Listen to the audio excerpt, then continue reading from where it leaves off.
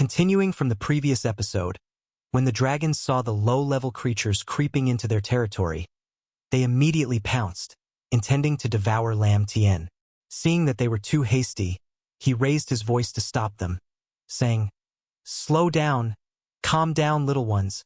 We are friends of the purple gold dragon mother, with no ill intentions." After hearing this, Lam Tien shared his thoughts, and the dragons huddled together in panic, unable to believe what they had just heard. They asked again, "The purple gold dragon mother? Is that Filbats? Could it be that you are the father of Tuet Vong?" After their shock, the two green and brown dragons suddenly dove into the lava lake, while the other two, along with Lam Tien, watched this swift action. Lam Tien could not hide his curiosity. He looked up and asked the dragons in bewilderment, "Who is Tuet Vong? And who is Filbats?" It seemed that every dragon here feared the dragon inside that cave.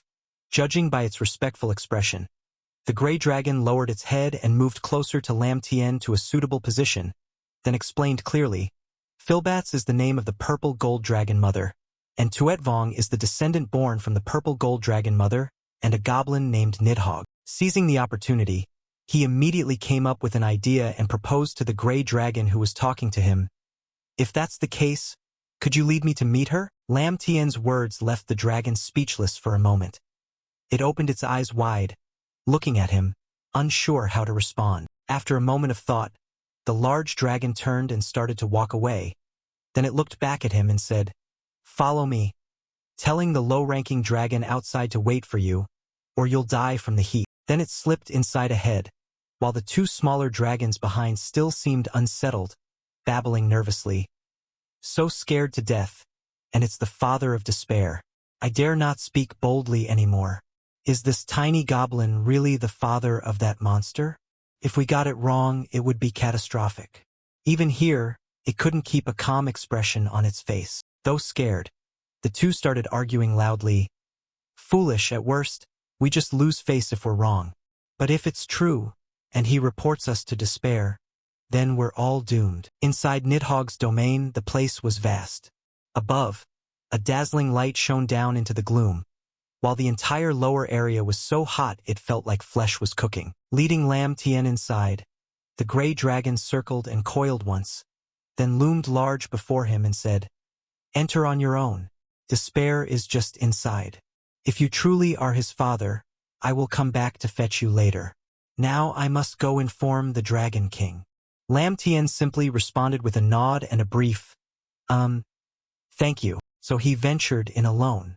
The place was deserted, and even the lightest step was enough to make a sound. After walking a while, Lam Tien saw large dragon bones scattered around here. The stench of rotten meat was strong in this place. Not knowing how powerful his companion was to be able to eat such large creatures, Lam Tien had to be cautious with every step. He glanced around and whispered in his mind, "This guy, eating even his own kind." Lam Tien kept walking leisurely.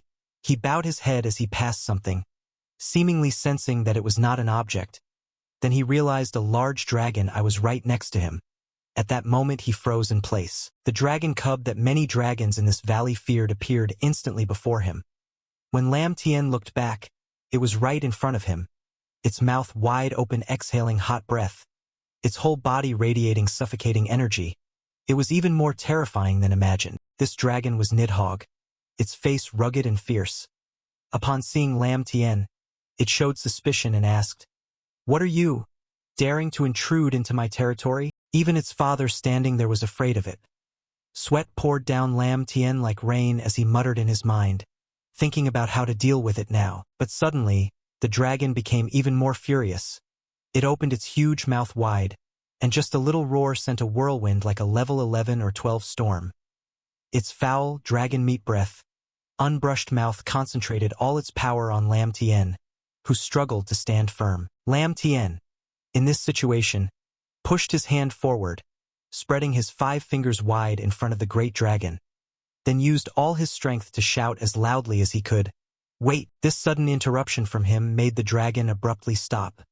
It seemed to create a pause between the two, the dust slowly settling and everything no longer as noisy as before. With the atmosphere quieter, Lam Tien was able to speak, beginning to slowly converse with it. Your mother is the purple gold dragon Mother Filbats, isn't she? Judging by his appearance, he didn't seem very credible. Hearing this, the dragon's eyes flared brightly. Two words, doubtful, clearly appeared on its face as it looked at Lam Tien.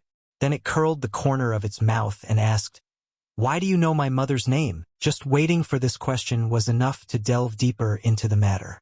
Lam Tien smiled lightly as if everything was going according to his plan. Standing before the dragon known as the hidden monster of this place, Lam Tien spread his arms and legs joyfully and happily like a father reunited with his long-lost son. He confidently spoke firmly and decisively, "Because I am your father." On one side it was like an ant and on the other like an elephant. How could it possibly believe that suddenly some random guy jumped into its lair and claimed to be family? It was annoyed and not fully convinced, so it retorted, "You're talking nonsense. My father is a goblin. What are you then?" At this point, it was exactly Lam Tien's style, and he continued to persuade, "You foolish child. Have you ever seen what a goblin looks like?" Everything happened so rapidly that the little dragon needed time to think. Nidhogg closed its eyes, trying to calm down and process everything before responding. The little one's face was more serious than ever, and Lam Tien gave it a moment of silence to reflect first. After a while, it lowered its large head close to Lam Tien's body and sniffed. Indeed, it caught that scent and nodded, saying, "The smell is somewhat like mine." This body began to curl up, then transformed into a dense black flame. All of this happened right before Lam Tien's eyes as the little dragon deliberately shifted its form. Soon after, it changed back into the form of a dragon but in human shape, this time more pleasant to look at. When the little dragon transformed back, it was just a girl about 10 years old. She placed her hands in front of her father and declared loudly, "Humph! Go meet mother with me.